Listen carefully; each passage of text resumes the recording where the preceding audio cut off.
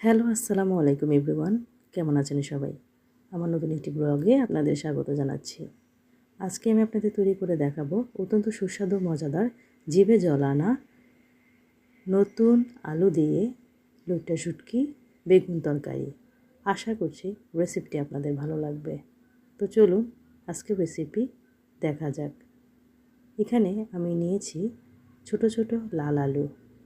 এগুলো খেতে কিন্তু দারুণ লাগে, পুষ্টিগুণেও অতুলনীয়। সাথে নিয়ে নিলাম বেগুন। বেগুনগুলো শুটকি তরকারি রান্নার জন্য একদম পারফেক্ট।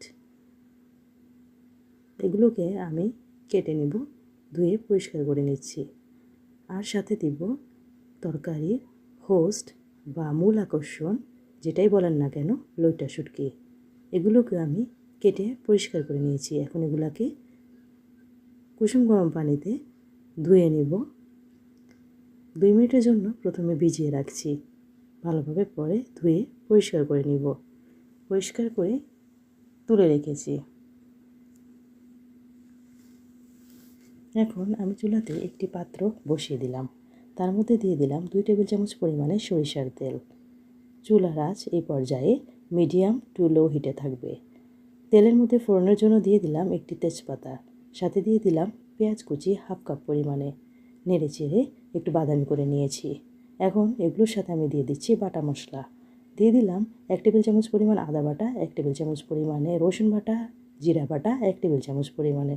এখন দিয়ে দিচ্ছি গুঁড়া মশলাগুলো: হলুদের গুঁড়া, মরিচের গুঁড়া, ধনিয়ার গুঁড়া, লবণ দিয়ে দিলাম 1 টেবিল চামচ পরিমাণে।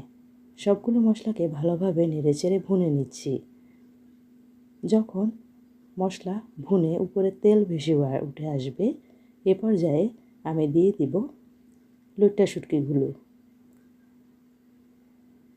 এগুলোকে ভালোভাবে মশলার সাথে নেড়েচেড়ে ভুনে ঢাকনা দিয়ে রান্না করব 2 মিনিটের জন্য। 2 মিনিট পর ঢাকনা খুলে তার সাথে দিয়ে দিচ্ছি ছোট আলুগুলো।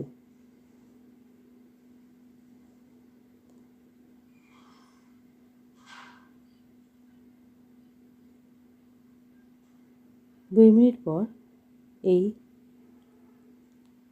তরকারির সাথে আমি দিয়ে দিচ্ছি কুসুম গরম পানি 1 কাপ পরিমাণে। ঢাকনা দিয়ে রান্না করব কিছুক্ষণ। যখন বলক চলে আসবে, এ পর্যায়ে দিয়ে দিলাম বেগুনের টুকরোগুলো।